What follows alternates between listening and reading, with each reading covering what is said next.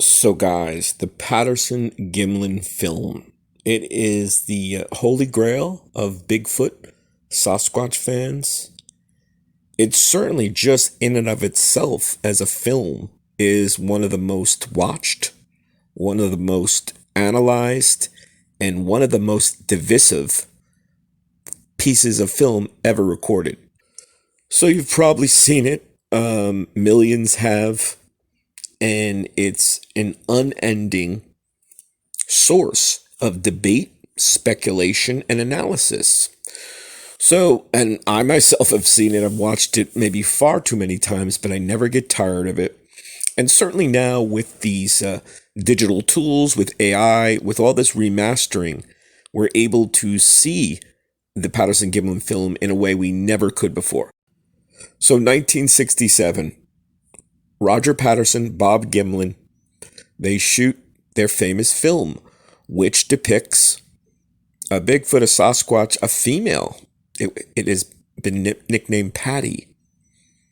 We can see the breasts, or we certainly can see what appears to be breasts of a female creature.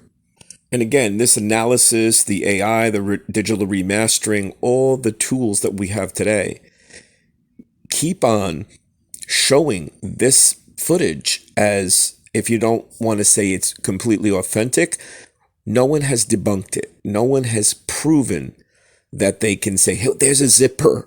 There's the seam to the mask. There's the, people talk about the butt crack. And in the new versions, the AI really smooth and stabilized versions, you can clearly see buttocks, what appear to all who watch it as butt cheeks and a crack, not the baggy sort of puffy suit one would expect for, hoaxing in a gorilla suit. So the film is about a minute long, and it certainly has a great sort of sweep to it. You see the shakiness of them coming off the horse, Roger Patterson sort of falling off his horse, and them stabilizing and getting the rest of the footage. But of course, the one frame, that's frame 352, the one moment that everyone talks about is when the creature, when Patty, turns around as she's walking away. She turns to the camera. She turns to get her, to have her close up. Some of the critics and the, sort of more skeptical people would say.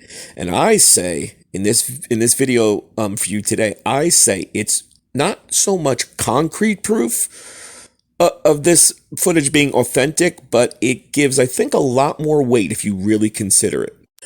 So put yourself back in 1967. You're Roger Patterson, maybe also Bob Gimlin, since they were partners in this. Some people say, oh, they came together and, made this hoax and created this big fake Bigfoot film.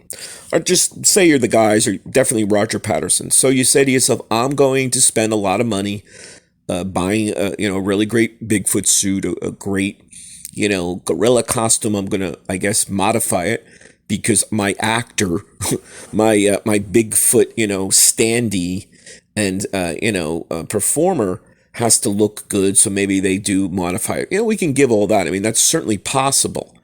But for me, and I think for anyone who's looking at this pretty logically and analytically, if you're making a hoax, if you're doing something where you want people to believe that an extraordinary event is happening, would you take the chance?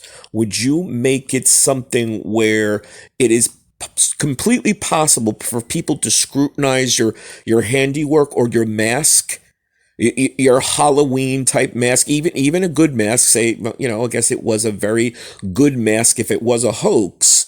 Would you take the chance and risk that people could see it by having your performer, your actor, turn around to the camera? I say no. You may say yes. You're certainly entitled, but I say no.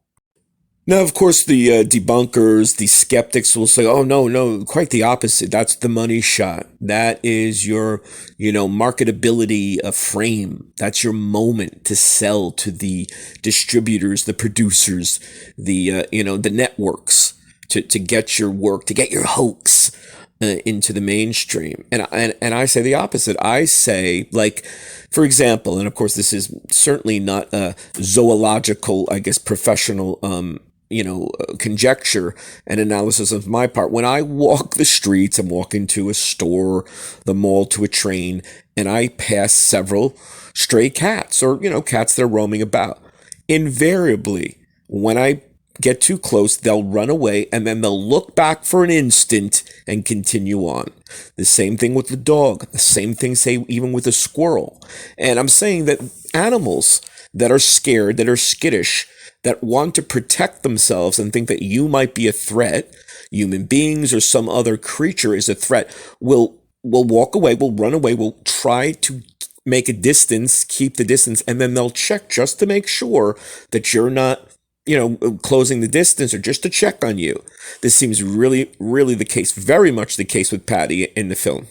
And also, people have said, again, these skeptics, hoaxers, or rather, debunkers, saying it's a hoax, say, well, Patty, if it was a real creature in a Bigfoot, she should be running. She should be running away. Now, I've never seen bears in person and wildlife of that, stature, but I've seen documentaries and nature films where the bears are kind of loping around when they see people, with cameras and filming. They're not running. They're just sort of loping around. I mean, they're much bigger. They're confident, and certainly they don't really have to run. So I don't think Patty did as well if she was indeed authentic. So what do you think? Again, this is just armchair, quarterbacking armchair analysis from me. But a creature that is, or rather, if it was a hoax, why would you allow your performer to have such a camera ready sort of close up, knowing that people can blow that up and see it for sure? And also, when you're looking at that shot, you can not only analyze the camera, analyze the mask, but you can have that more detail in the analysis. And these people who are skeptics to say, well, this is definitely a hoax. Why wouldn't you just have your performer sort of walk as she did and never turn around? You have that nice big suit. In fact, if anything, that keeps the mystery. Well, we're never seeing the face. We see this big body and everything else looks really good, but we never see it turn around and see breasts and a mask, because we want that hoax to be mysterious. So the hoax seems genuine, so it's more mysterious. There you go. That's my Sasquatch Bigfoot armchair analysis of frame 352. Hope you're enjoying. Hope you're subscribing. See you soon.